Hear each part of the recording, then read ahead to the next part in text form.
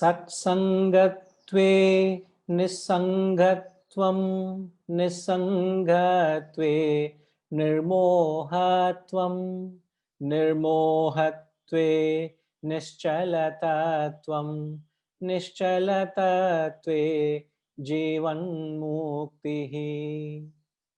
Satsangatve nisangatvam nisangatve nirmohatvam nirmohatve nischalatatvam nischalatatve jivan muktihi. Now the translation reads, through the company of the good arises non-attachment. From non-attachment arises freedom from delusion. From non-delusion arises absolute steadfastness. And from absolute steadfastness arises liberation in life. So this is known as the very famous ladder of rise.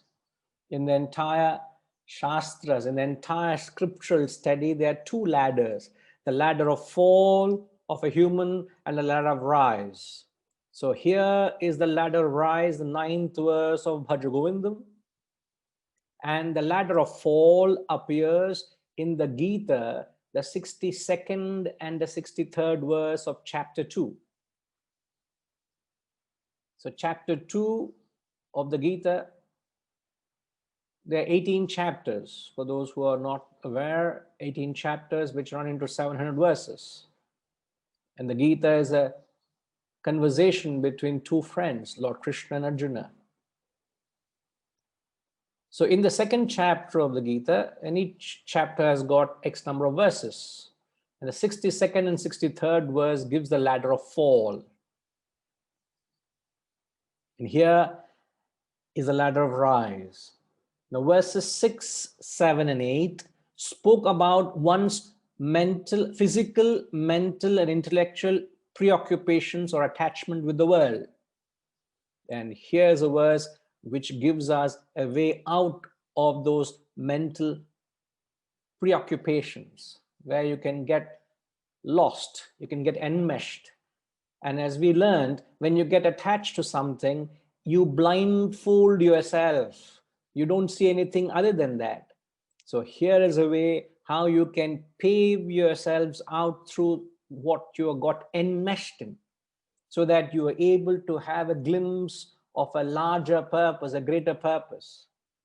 Even in a layman's terms, don't we say he's just so caught up in his own mindset? He's caught up in his own shell. He can't think other than what he is. And if somebody were to think, don't we use the phrase, oh, he's thinking out of the box? There's a phrase, isn't it, when we use that? So we just so get, our perceptions are so limited, confined to our own conditioning. And we are not able to look at life beyond the conditioning. And if you wish to perceive something beyond what you're conditioned to believe in, here is the step, the ladder of rise. So this is the path, the way to attain the truth. Now, since I have mentioned the ladder of fall, a quick mention on that. The ladder of fall, again, is a ladder, so you have a clear sequence of thought. He says, it all starts with a man musing on objects, develops a mere fascination for something, an appreciation, a mere sankalpa. The word sankalpa means a thought, a mere thought. You look at something and you say, ah, I like that. That's interesting. That just a mild appreciation, a passing, just musing, you're not serious, just musing in something. The world enters into you. The world enters into you as a thought. And the experience rolls by, and thereafter, what do? That thought, you start entertaining it, and the thought becomes an initial stream of thoughts. One thought becomes an initial stream. So thought becomes, in the context, it is often used the word attachment, sangha. Dhyayato vishayan pungsaha sanghaste shupajayate. Sanghat sanjayate kamaha kamat krodho bijayate. So a thought becomes attachment, attachment becomes kamaha. You keep brooding over it, you keep entertaining about it, you keep strengthening that initial thought flow. That initial thought flow, which is a trickle of a thought, becomes a stream of thought, a beam of thought, a flow, a thick flow of thoughts from you to an object or being in the world, and that is known as desire. So desire is nothing but thoughts flowing from you to a particular object or being. Be mindful, it all starts with a mere musing. A thought enters into you, you entertain the thought, becomes attachment, attachment becomes desire, and then when desires are not met, kamat krodho vijayate,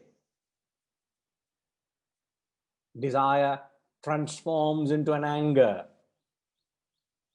You get that powerful emotion of rejection, of not being accepted or not having got what you desire. You develop an emotion of anger. And what is anger?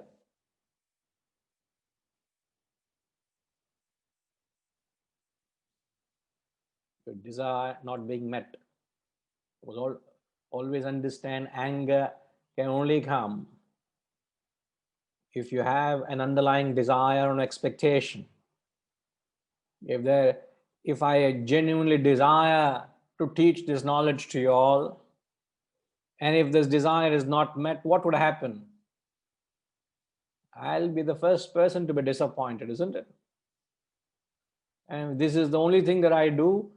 You may say, sir, you have a very strong desire to teach this knowledge, very strong desire to serve this knowledge to as many people as possible. And if the results are not favorable, what would it do to me? I would be very, very dejected, very disappointed. I'm not trying to impress, but it will be very difficult as much as possible. Whatever I do, I try not to bring in my desire into the equation, because there's no guarantee the desire is met or not, isn't it? I just go about doing whatever I can do, less or more. If less is possible with less, so be it. If I have this many resources and this much can be done, so be it. But as long as you have a desire, and yet I'm coming and talking to you week after week, I have no desire to talk to you all. I'm just speaking because I have bounded myself to this action in the name of obligation. I'm obliged to speak. It's my duty. So I just do it because it's my duty. So there is no emotion driving me into it. Emotion per se. It's just my duty. I do it. To whatever extent I can, I'll do it. That's about all. So there is no anxiety to the fruits thereof. You just do it because it has to be done. So coming back to the ladder, it's thought, attachment, desire, anger, and when anger mounts, what happens? When one is overwhelmed with that emotion, anger, what happens? Michelle, what happens when, I know you don't get angry often, but just theoretically answer that question. People give up. People give up. What else happens when you are overwhelmed with that emotion? You lose control.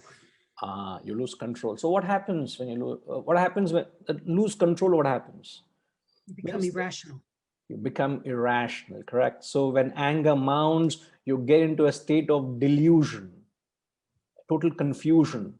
So a state of delusion or confusion is where you lack reasoning. You don't think clearly. Thereafter, you don't make sense. But since there is no chance for you to examine what you do, you're just carried away by that emotion at that moment. But when you go back and recast what has happened and you look back, said, how stupid I was.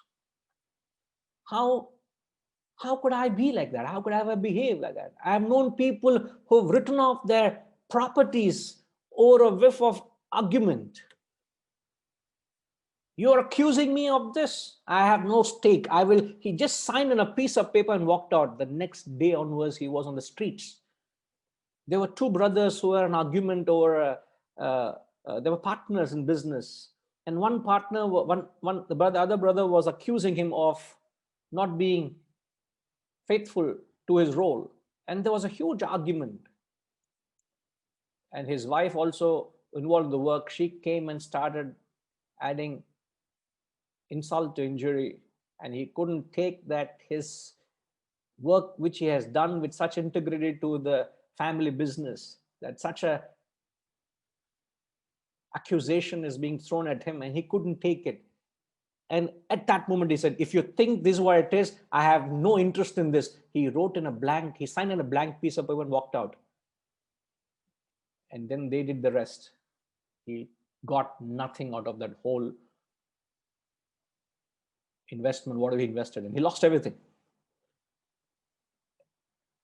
And I know it because I was privy to it. He came and told me this. And he said, it's that moment of impulse. Just because they accuse me doesn't make it any real. It doesn't mean it is any more real. If I could have held my emotion at bay at that moment, it is stupid to sign on a blank sheet of paper. You and I know that. And they made good use of it. And I was literally on the streets. I lost everything I had invested in. That's what delusion does to you. And delusion comes when your emotion, anger mounts, you lose control, there is no clarity.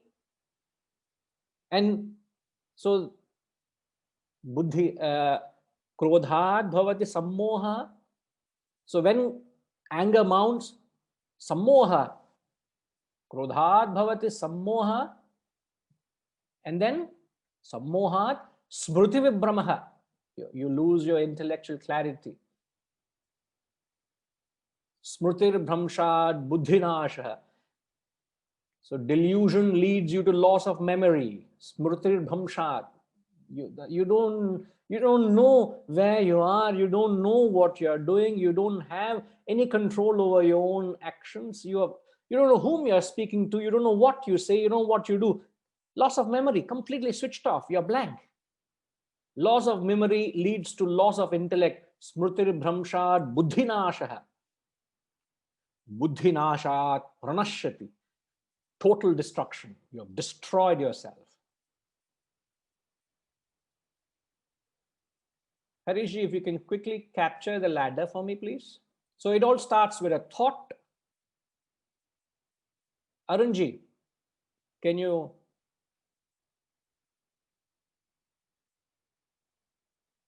If you have captured the ladder.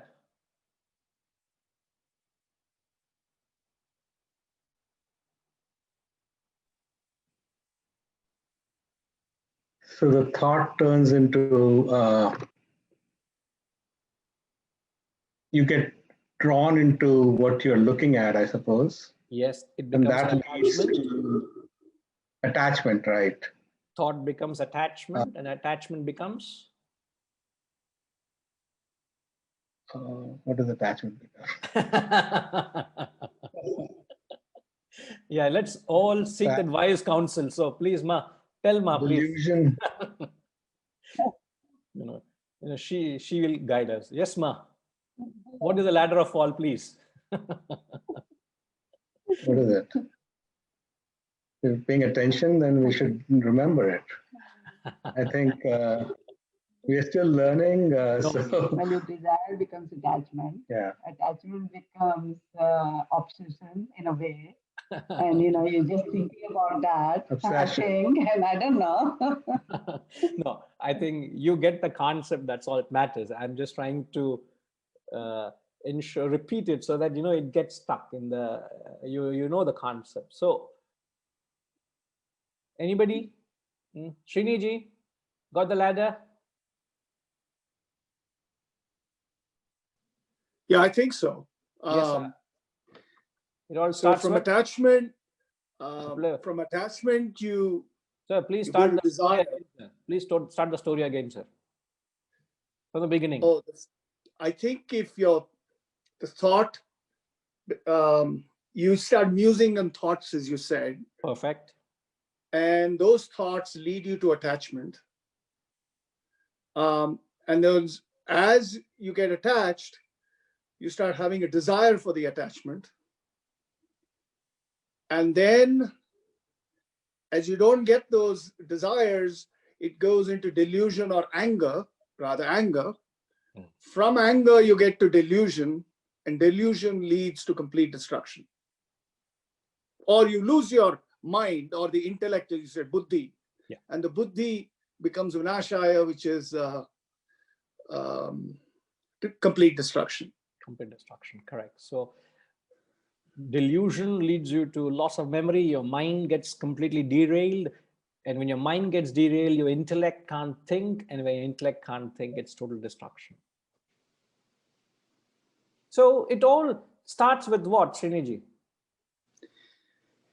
I think the lack of controlling your mind. The mind has constant desires. Sriniji, I think with the ladder, in the ladder, how did the whole ladder start with?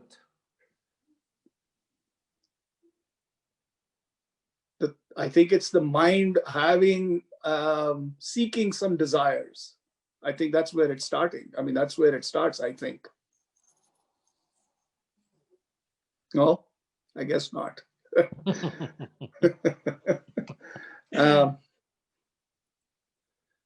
Just go back to the ladder. It all starts with one thought. Somehow the world enters into you, and what you have done to that one thought?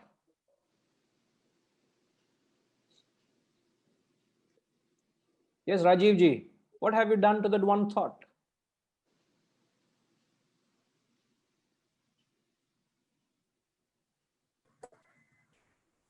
Thought is become attachment. How did it And become then- attachment? Because you've been thinking about it too much and you get kind of involved with it. And then it becomes, you desire for that attachment. And then next, Then the ball starts rolling, it becomes anger. So right? now If you don't get the desire fulfilled, then it becomes anger. correct. And leads to delusion. So what has triggered off the ladder? What has triggered the ladder? the thought. It starts with thought, but then my further question is, you said thinking. I would not use the word thinking here. What has actually created thought into attachment, into desire, into anger, etc.? I didn't quite follow what you said. Rajiv ji, what I'm asking is, thought has become attachment, it has become desire, it has become anger, and the ladder continues. My question is, what is responsible for the thought to transform into a desire or anger, for that matter? It is not Attachment. thinking. It is not thinking. It is the attachment. No. I'm asking, what process has transformed an innocuous thought into a strong desire, Oh, okay. and then a powerful emotion, anger, which is responsible for your destruction?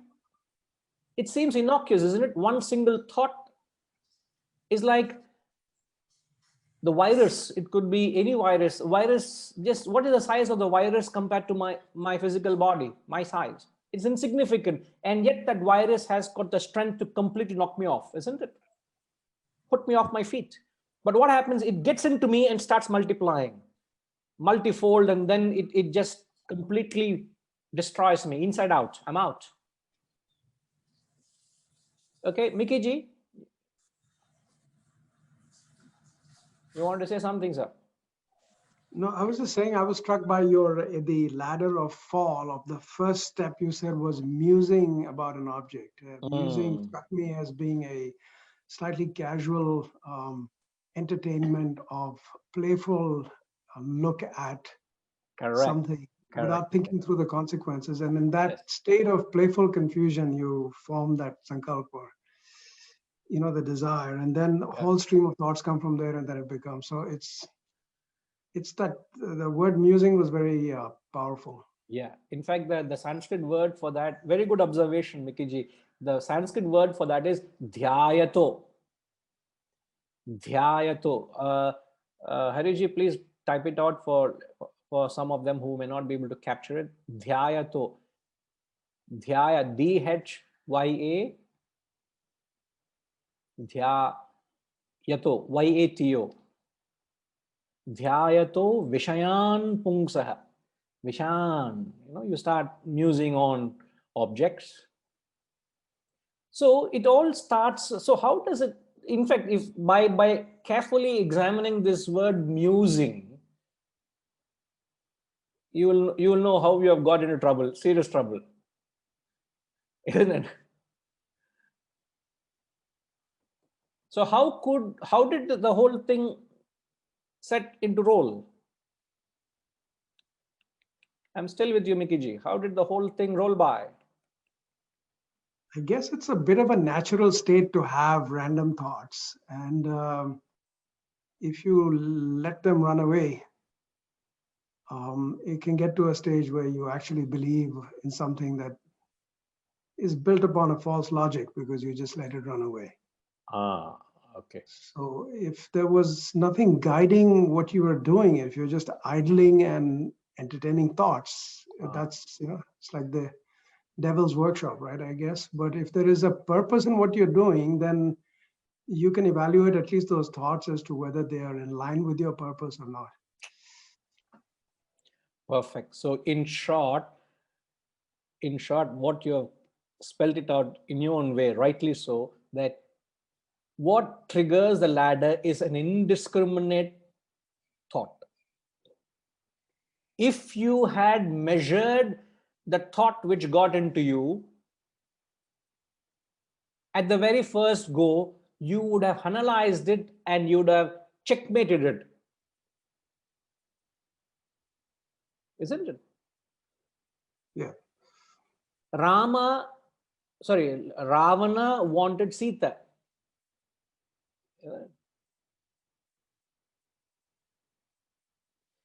When his sight first fell on Sita, he wanted her. She was married to Lord Rama. She was somebody else's concept. So how can you desire another woman? But Ravana wanted her. So the thought of Sita, when it first got into his head, if he had the intellectual clarity to examine the thought, hey, what are you asking for? If it had questioned, if the intellect had questioned the thought and nip it in the bud, would there had been an attachment, which is an initial thought flow? Would there had been a desire, desiring Sita? And the rest of the irrational act would never have happened. So the only way you can come out of the ladder is, so what is opposite of being irrational? Being rational. And at what stage you think you are safe in the ladder? The ladder is always shaky, but if you, at least after the first step, you have a chance of jumping back. I guess it's the opposite of the ladder of rise, you said, right? The ladder of rise, the second step is non-attachment. And the second step in the ladder of fall is attachment. And what seems to lead to the fall is random or musing. Basically, the No, do you wrong say to use the word childish, but like but Mickey ji, I go into a mall and I'm just doing window shopping. I want to go and pick up something, but I end up, how many thoughts come into your system? Can you quantify that? How many in a day? How many thoughts come into you from various stimuli? Innumerable, isn't it? And now, are you processing every input that comes into your head? not really. Absolutely no. So are you conscious of all that's happening to all those thoughts in you? No. And it just takes one thought to trigger a ladder. So you know what we are dealing with here. Oh my God. You get obsessed with something that fascinates you, it can just overwhelm you, and then you are in for some trouble. Guruji, what is the company of good, which seems to be the first step to solving the... Yeah. So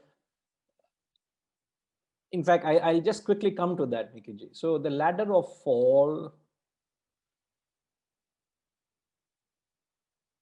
it's not the question of not having thoughts, not having desires. It's the question of, as Sriniji said earlier, that you have lost control over it.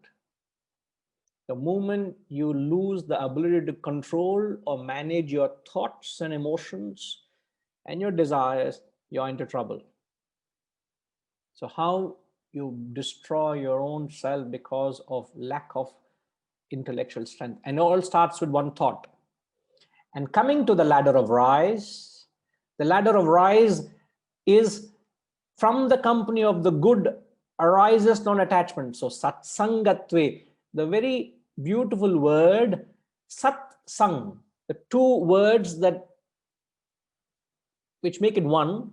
Sat means good, sang means company. So from the company of the good arises non-attachment. Non-attachment means detachment, which is exactly the opposite of attachment.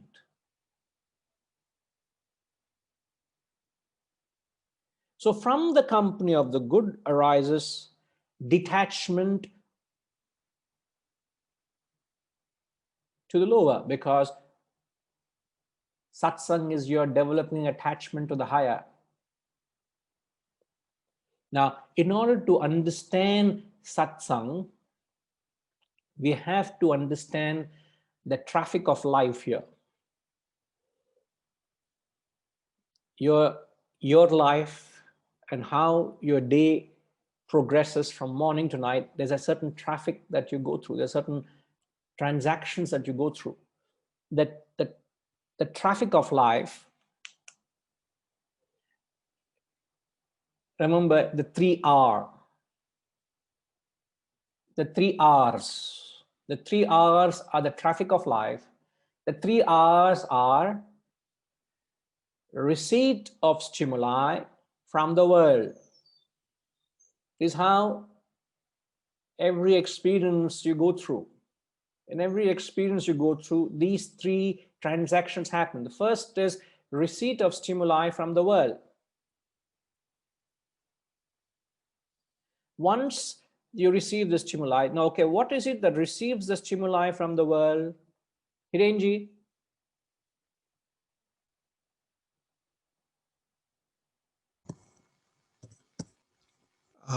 Anything that create your thoughts, basically entertain you, because we got a lot of fleeting thoughts, right? So some of them stimulates you to think further. So that is the initiation of the thought process. Thought process happens next, but I'm asking, what is it that receives the stimuli from the world? Well, all the things happening around you. What receives it at your end? That's my mind. Your mind starts processing what is received by the clock, as it were. The clock receives and sends the mails to the boss. The boss processes the mails and responds back. That's your senses, basically. Correct. So what receives the stimuli is the sense organs, the organs of perception. Your eyes, ears, nose, tongue, and skin. This is how the world enters into us. You shut them off, the world is shut off. If I choose to close my eyes, the perception of sight is out. If I shut my ears, the perception of sound is cut off. That part of the world, I'm not available. So the world enters into us through the organs of perception. So the first step you got to take care is, what is the kind of stimuli that you're giving to your inner personality? What is the raw material you're giving into the system? The raw material is very important in any manufacturing, isn't it? If I want the finest fabric, I must have the finest raw material. The cotton must be of the highest order, or whatever the raw material, isn't it? So the first and the most important transaction of life is receipt of stimuli. Receipt of stimuli at all levels. What are the sights you see? What are the sounds you hear? What's the smell you smell? What taste you taste? What's the touch? All the world that's entering into you.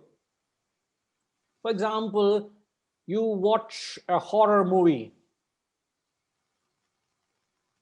What's the stimuli?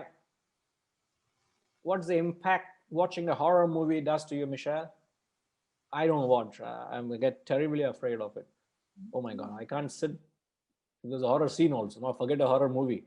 But to say it gets you in every sense. I mean, even if you're not watching, your mind will hear it and create whatever it doesn't see. So horror movie, you get all sorts of senses: anxiety, fear, doubt, untrusting. I mean, there's so many things coming in. So it is not something which is a pleasant thing to give it to the mind, isn't it? Yeah. Imagine if I were to start scratching my nails on a blackboard. What's the kind of sound input it has? Irritant. It's a very annoying, very irritating feel. So I'm just talking about the input itself. If somebody is playing music very loud, man, you put off, you get put off, isn't it? Anything for that matter. Vis-a-vis when you listen to classical music or anything which is soft and melodious, it has a certain impact on your mind. It's more acceptable. Even the anything for them, every sense of perception you got. If I have something piping hot, it's going to burn my perception of taste. I can't put an ice cube on my tongue. It's going to rupture my taste buds. So it has to be palatable. It has to be acceptable. So what's the kind of stimuli? Remember, the stimuli is the raw material that is being supplied into the manufacturing industry. So everything starts with stimuli. So therefore, the first step of your spiritual growth is to use your intellect and filter what kind of stimuli I am receiving, what I would say no to. Because your transformation starts with the first R, receipt of stimuli. If I'm lending my ears to talk negative of someone, if I'm constantly gossiping, if I'm constantly talking about the shortcomings of others, so what is the input I'm giving myself? Isn't it the negativity? I'm constantly criticizing and complaining and thinking about the shortcomings of others. It is not going to do any good to me because I'm not even gone to the inner personality. Yeah? Hirenji, I'm not gone to the mind. I'm still at the process of receiving. What is it that is coming into me? So your whole transformation starts with satsang. Seemingly innocuous word, everything pings on that. Yes, Mikiji, something concerning? Okay.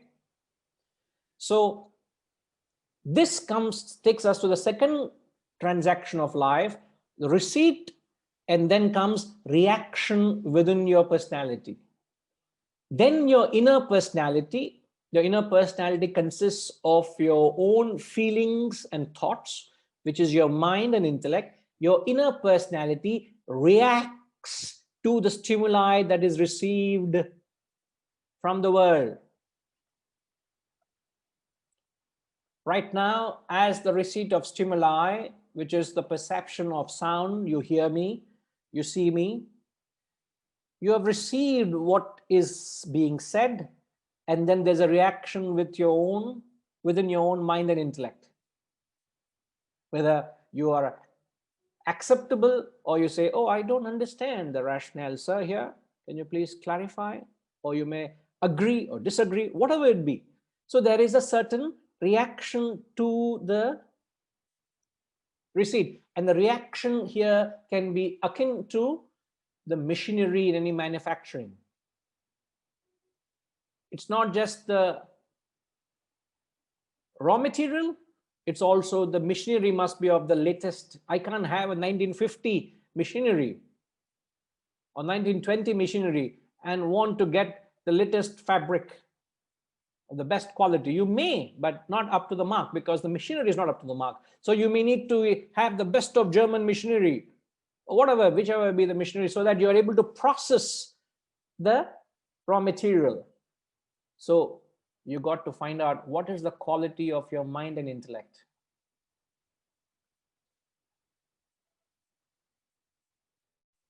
And then comes the third and the last transaction, which is your responses back into the world. Your responses are based on, or rather not based, your responses are, what is it that responds back into the world? These are all, that's something which has to be taught at the age of 13 and 14. At max 15, 16, not at this stage. Because these are all the fundamentals.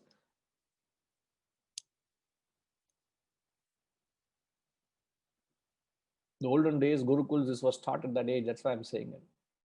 We should be taught in education institutions, because the entire traffic of life. Now, why I'm saying this is, other day, I just was looking at some message and some brief news.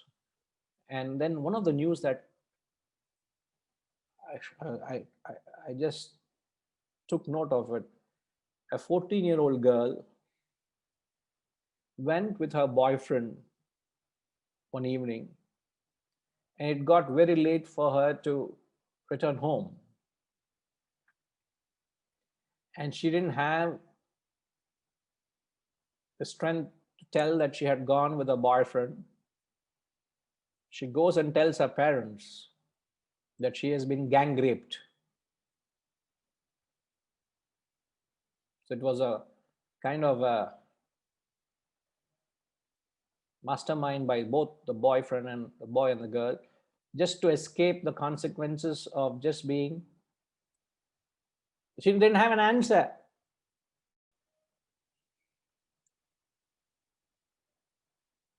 Can you imagine this? A boy and a girl go out and they spend some time together, and they don't have the strength to go back and tell parents that we spent some time. So they just have created a story that I was gang raped, so that instead of being punished, she gets the pity from the parents. So what's the quality of mind and intellect you're talking about? What is the kind of responses you're giving out into the world? I just couldn't fathom to what low you can go just to I don't know. I'm just lost for words, and I didn't know. I hope it just.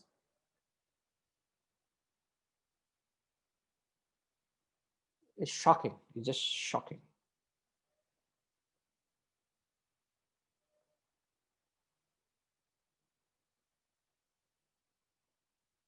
So every experience is happening. Receipt, reaction, response. It all happens at a flash. We are just breaking it down, slowing it down so that you realize that's all happening. Stimuli comes in, there's an immediate reaction and immediate responses. Responses is in the context of the manufacturing. What is the responses?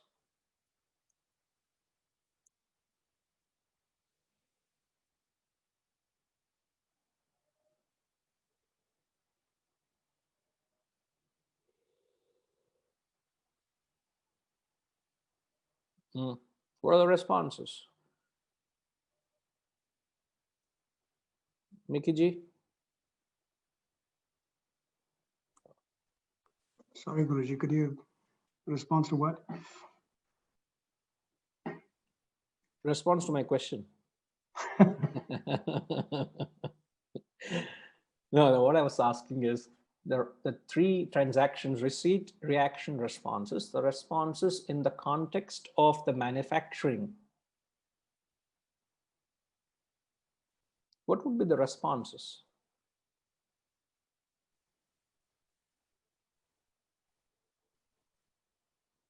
Michelle said is a product. But when there's a product, what is taken into account? What should be necessarily taken into account? Yeah, Michelle? The raw materials and the manufacturing of it in the machinery. The product is the end result of everything that happened before it. So therefore, the response is the product. What are you giving? What are you giving out of that? And what should be you mindful when you are bringing out a product into the market? Is it wanted? Is it needed? Either needed, no wanted. But then considering there's a market for it and you want to be successful, what do you need to keep in mind? It must be the best product. Quality control, isn't it? QC, everything has a quality check, isn't it? Am I right, Mickey Ji? Yep.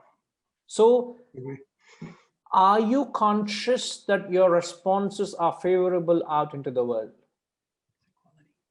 Every response, what are the repercussions? What I say, what I do, whatever actions I perform, what are its consequences? What's the outcome?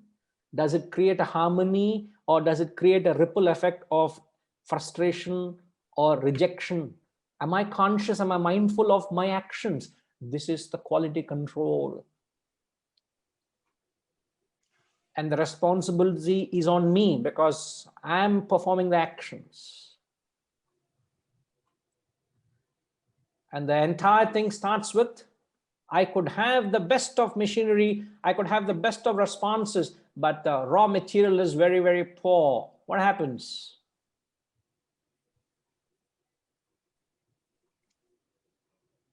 In fact, just quickly go through a simple permutation combination. If the receipt, as I said, R1, R2, R3, all right? So let's say receipt is negative, reaction is negative, response are negative, no big deal. If somebody insults you, flings a remark, a nasty remark, there's a negative reaction and you give it back with interest. Done and dusted there. Negative, negative, negative, isn't it?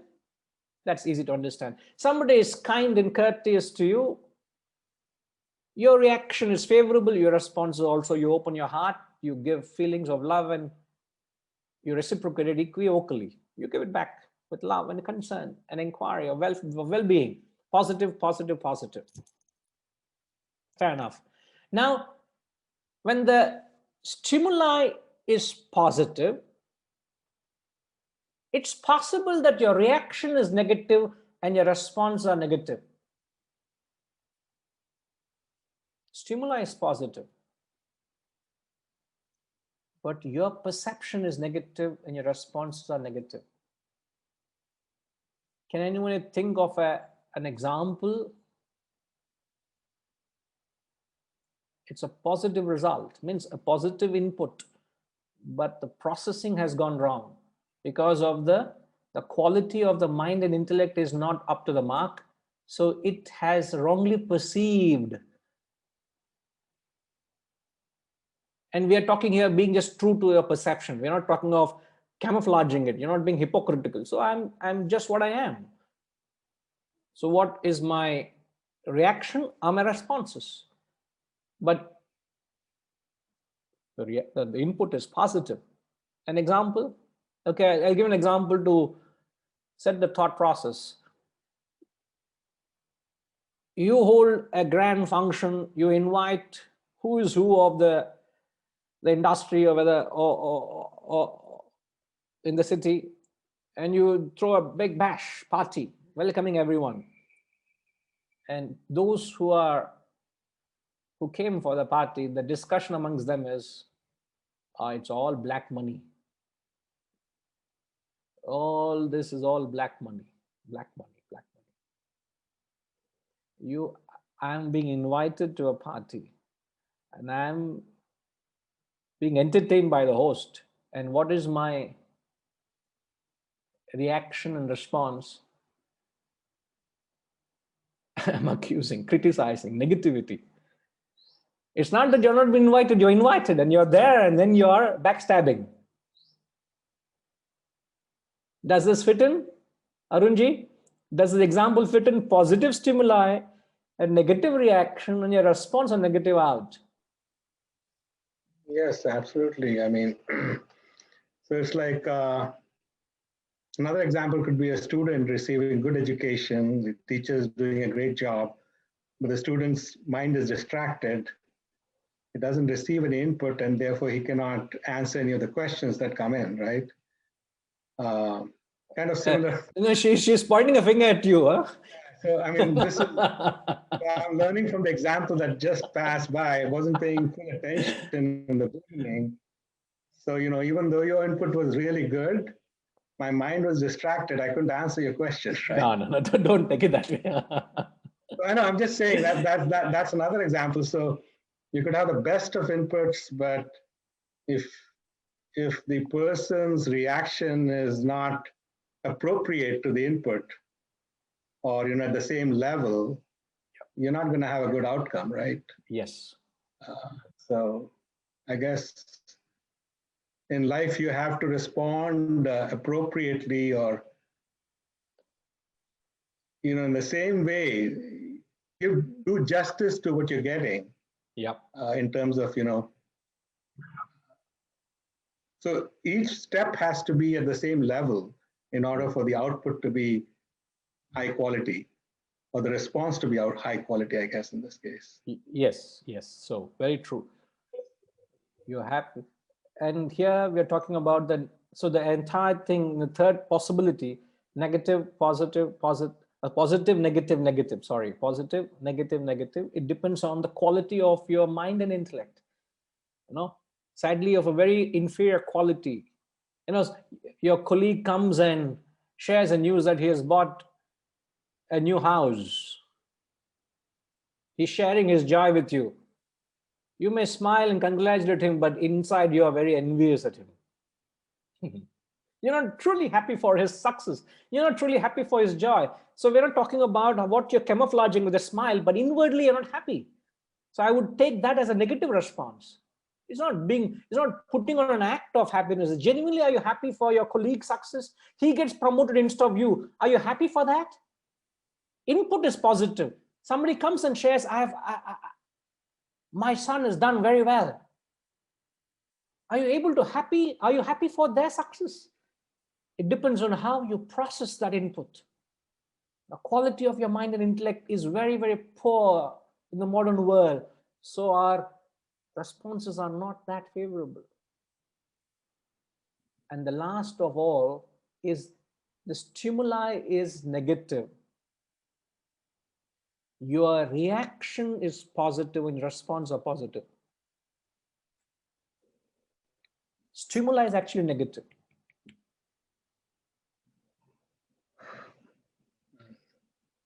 this, can anybody think of an example? Mickey ji?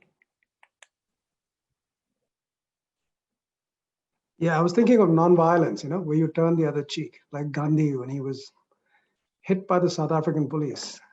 He basically did not offer any resistance, and that really broke the back of the regime. Every regime for the matter, isn't it?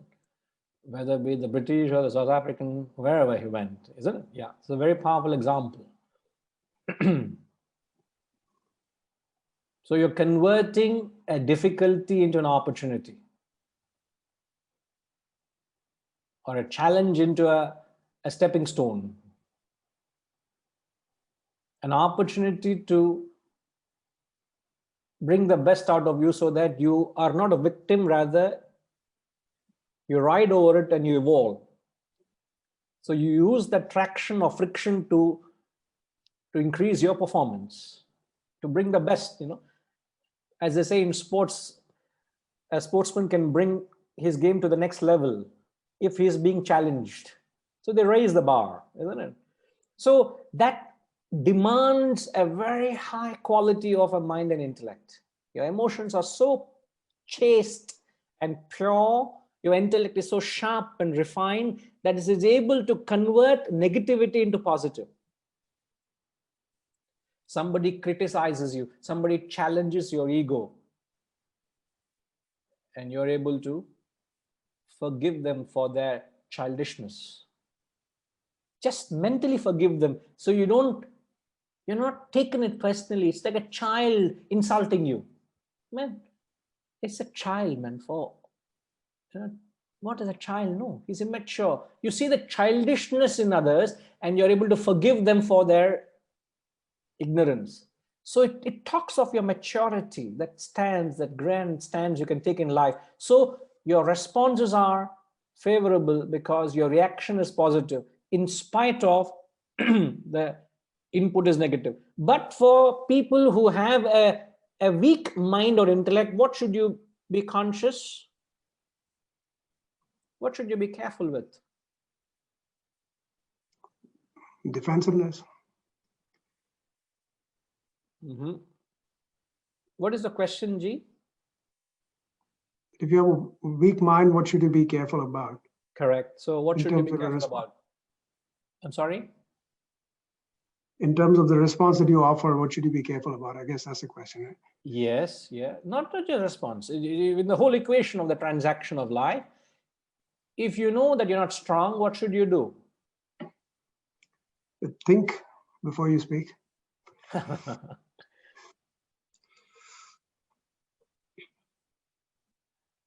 Okay. Yeah, Hirenji?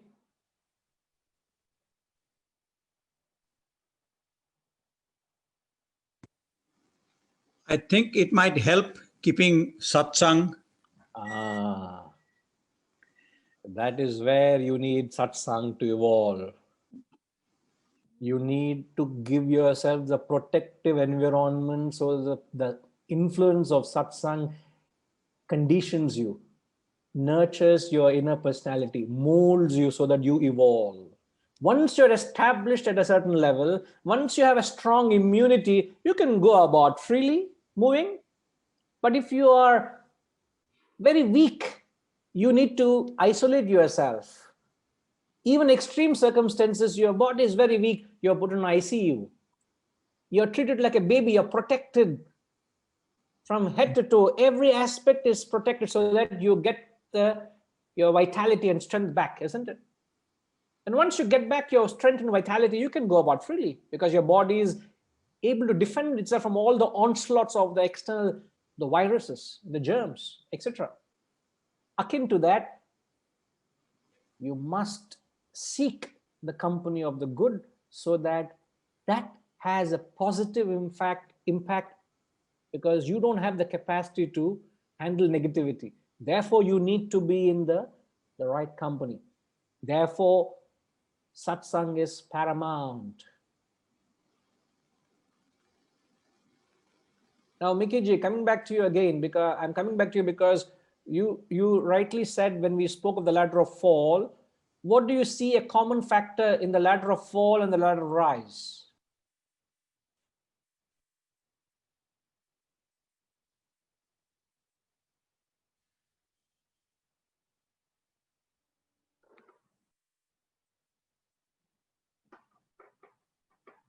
I guess it's the state of emotion as to whether you are detached from it or not. If you're, Then they're not the same, no?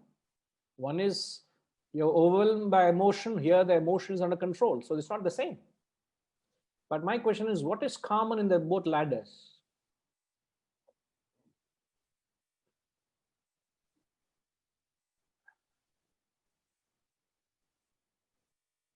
Just hold on, Mickey ji. Yes, Hirenji has to say something. Go ahead, sir. I think the stimuli is the common factor, right? Whether it is a bad or good or the perception, what we get, that's where it all starts, whether we go down or go up. All right. Okay. You're right. Very right. Sriniji.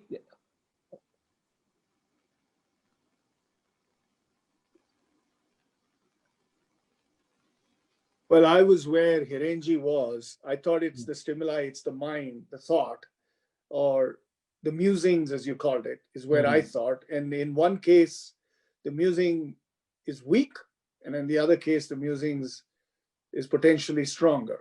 Or Correct. The common factor is the thought that gets embedded in your system.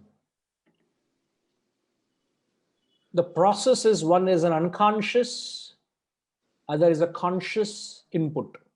I choose to quote positive. Other thing is I keep musing. I am just not mindful of what comes into my system. I'm not mindful of the consequences of that thereafter as well. But the end result is both come as a thought into my head, and thereafter how I process it. If I have nurtured this thought well, it becomes a ladder of rise. If I have not nurtured this thought, indiscriminately it becomes a ladder of fall. Yes, Sriniji. so I have a question. So as these musings go, I mean, it is a very subjective feeling. What you may think is good may not be perceived as good. So how do you resolve that? Could you come again? Sorry.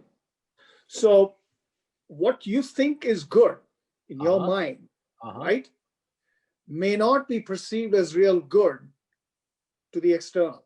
So how do you resolve that? So it's a very subjective matter, I think, is what is good or a good thought.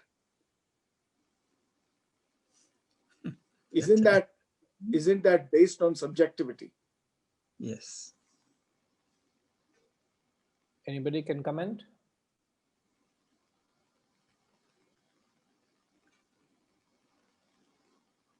I think that's what, you talked about delusion. I think the most difficult thing in this whole process is being aware, self-aware, I guess, to Srini's question.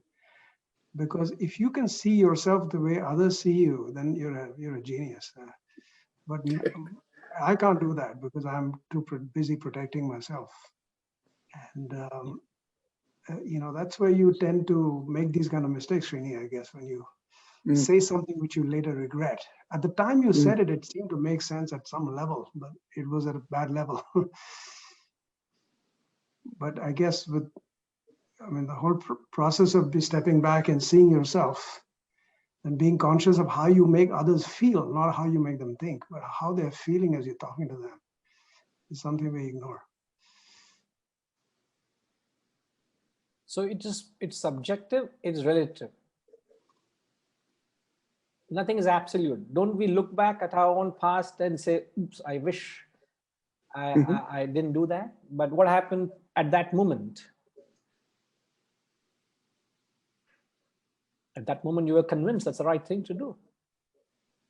Go back to the example I took, those young boy and girl, what they cooked up a story. It's become news now. If only they went up to the parents and said, I went out with a boy, I'm sorry, I was late, and I should have told you in advance, perhaps she would have got a scolding or a beating or whatever, and it would have ended there. The fact that she made up something, there was a police report and all that inquiry, and it became a news. Now it's become global news. I'm telling to so many of you all about just an incident, an innocuous incident. And yet they felt what they did was right. So is there a factor in the equation to guide us? Am I doing the right thing? It is subjective. It's also relative. But at that point, is there a factor that can give as if almost as if a divine intervention and counsel you inwardly?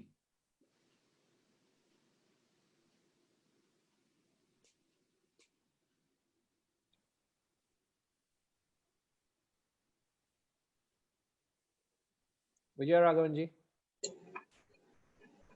Is it being unselfish?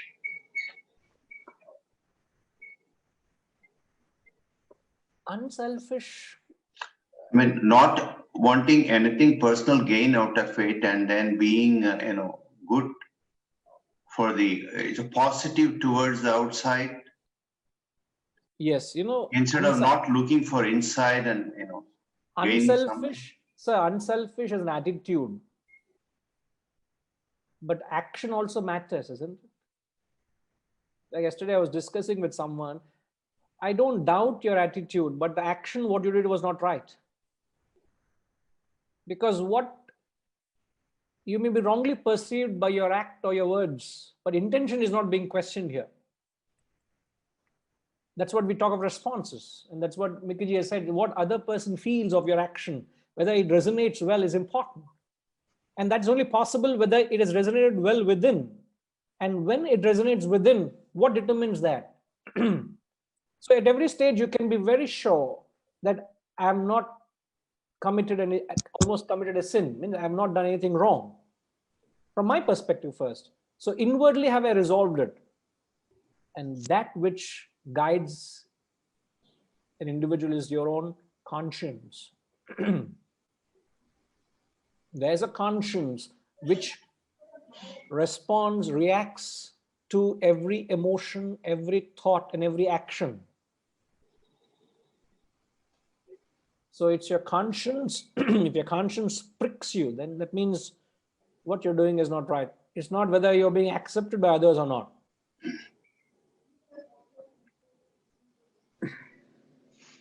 But whether it's acceptable within is what needs to be examined. Mm-hmm. So if I'm right to myself now, there's every reason I will be right to myself in the future. But if I'm wrong now, if I'm right to the world and I'm wrong to myself, it doesn't matter. It's whether am I true to myself. That's important. Yes, Guruji, in this respect, I mean, isn't conscience becomes a little, I shouldn't say vague, yeah, but the closest I can describe perhaps is vague in the sense that whatever you decide as good and as per your conscience, isn't it somewhat relative? What guides the, tenets? Well, what I think is right, sometimes, very often, people do a lot of things saying that I'm right. As the conscience becomes then a little subjective. Maybe my understanding of the word conscience is different. In fact, it's a very profound subject for discussion. In fact, I would come back to it next week. We can discuss how conscience plays a role with reference to your perceptions, emotions, and thoughts. How it plays a role, but what I would leave you all with a thought is the conscience is the same in a sinner or a saint. The only factor which is the same in all of us, other than the consciousness, there is the consciousness, the reality. Other than the consciousness, it is the conscience which is the same in every human. As I said, whether it be a sinner or a saint. So it's up to you whether you want to heed to the conscience or be unmindful of it. Can I ask you a last question before you go? Yes, Ji. I think someone wrote on the chat, maybe it is Harishji, that thought is a neutral. It is the intent what it matter. I'm not very clear about it. You're not clear because it is, I don't think, it's a glad you pointed it out. I think it's not that thought is never neutral, it's action is neutral. Okay. So action is neutral. You don't judge a person by the action. It's the intention that matters. Okay. Thought is always positive or negative. Correct. Is it right? As BHAJAGOVINDAM said, selfish or unselfish or selfless. Okay. Okay. You know, but the action can be the same. Okay. Thank you. Yes, sir. Yeah, BHAJAGOVINDAM. Gurki, there's a famous, and I just thought of the example, like we have the case of people who are asking for alms, that is begging at the, whatever signal, wherever it is. There are two distinct schools of thought, one which says that help them. The other one which says that, no, if you help them, they continue to do that. And so you should do something else, like don't give them fish, teach them to fish or whatever, that similar line of thought. They both have good intentions. Right. Now, how does it get guided by as to what exactly is the right thing or wrong thing? To my mind, both seem right at various levels. Therefore, I think in that context, what I was asking about conscience. Right. See, it is not just to satisfy your act or appease your own act. An act of service or any act for that matter is judged by the result it produces. So what are the consequences of your act of charity, of help? If I am parting with $1 or $2, and if that makes that person more dependent on me, and if that person continues to beg and he makes a profession out of it, so am I really helping him, or am I transforming him or making him dependent on that whole process?